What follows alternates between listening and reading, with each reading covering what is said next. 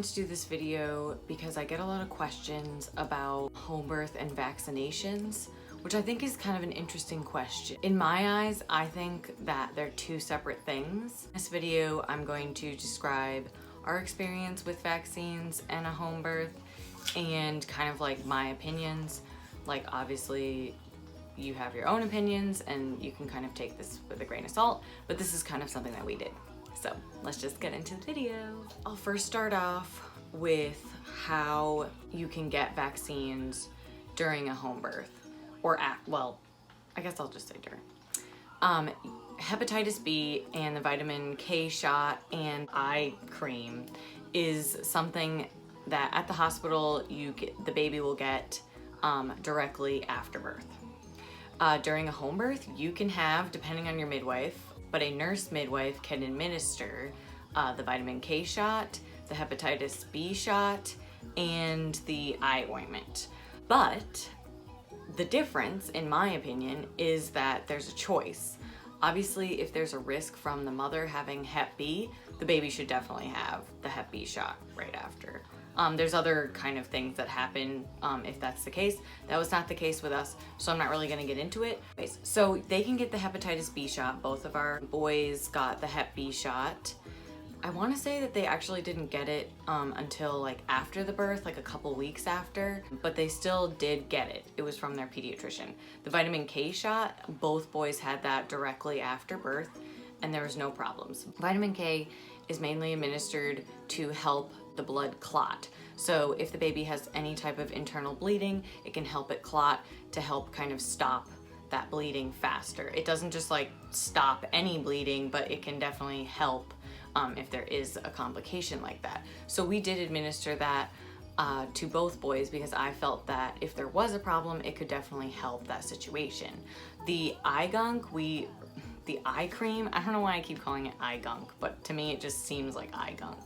The eye gunk we did not administer because I didn't feel that there was really any need for it. My midwife also was like, no, you don't have any type of like reason for that. Like, obviously if I had had the strep, you know, that would have been more needed, but I didn't, so we didn't do that. But you can still have all those things at the home birth.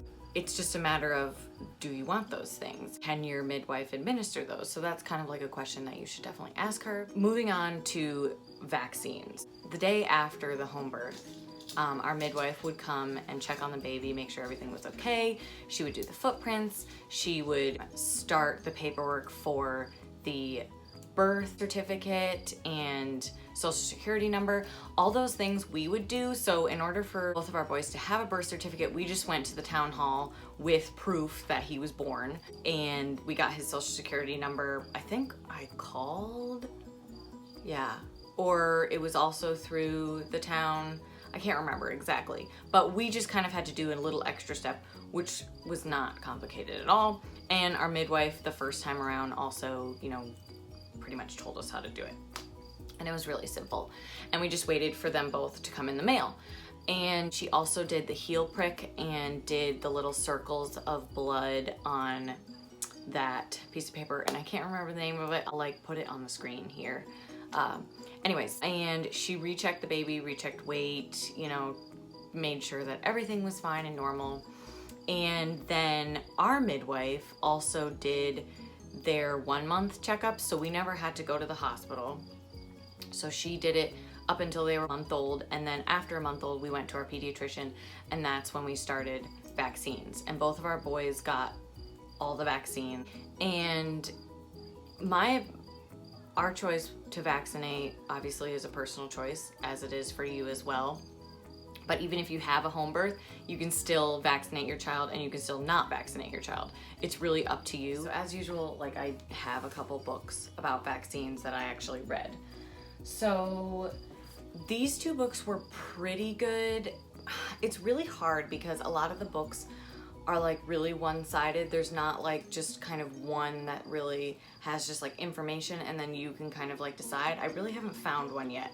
And I've definitely like still been reading a lot because I want to find one. This one is pretty good though, Make an Informed Vaccine Decision. I feel like this one was pretty good. I just tried to take everything with a grain of salt and really like make the decision myself and not try and use other people's opinions. This one as well, Vaccines, A Thoughtful Parent's Guide, How to Make Safe, Sensible Decisions About the Risks and Benefits. This one was pretty good. I did do a lot of underlining in this one, so I feel like it was good. The thing that they do talk a lot about is like the risks and when children have reactions. And my kind of opinion on that is just like, you really can't predict if your child is gonna have a reaction. You also can't predict if your child's not going to get one of the diseases that you're vaccinating. Now, vaccinations do not 100% cover you, but your risk factor goes like much lower. There's like, I could totally go into a ton of video and I'm not, but these two books I will definitely have linked below. I feel like they're really good. You can still vaccinate your child or not if you have a home birth. It's like, your midwife isn't there to be like, no, you can't vaccinate or you have to vaccinate. Like, she's there to help you make an informed decision and to help support that. Obviously, if you have questions or something like that, she can definitely be that person to answer those questions.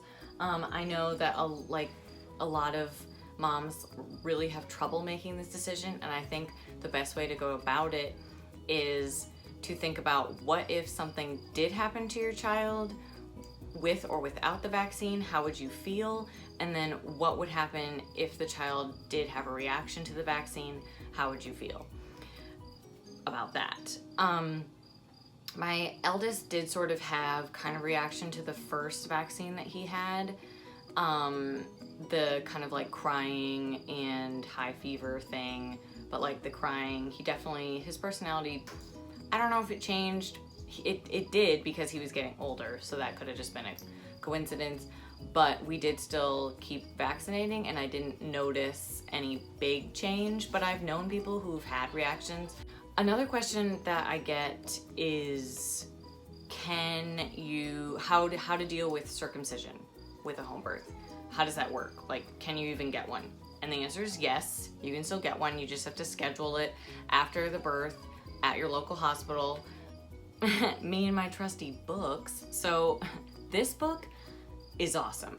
I want to say The Circumcision Decision, An Unbiased Guide for Parents. It literally is like really unbiased. It just shows you the facts. It's a wicked easy read. I'll link this one down below as well. I saw this one just in passing at my like local bookstore or something, and I was like, oh, I totally want to get this. And this is when we knew we were having a boy, and I feel like this is kind of one of the things where a lot of people just graze over it, and then when the baby's born, they're like, oh wait, what do I do?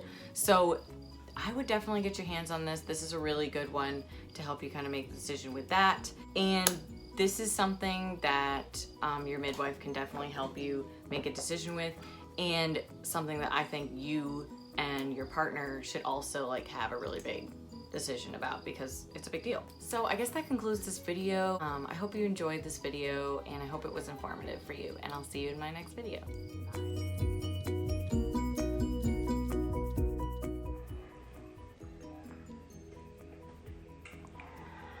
So, I guess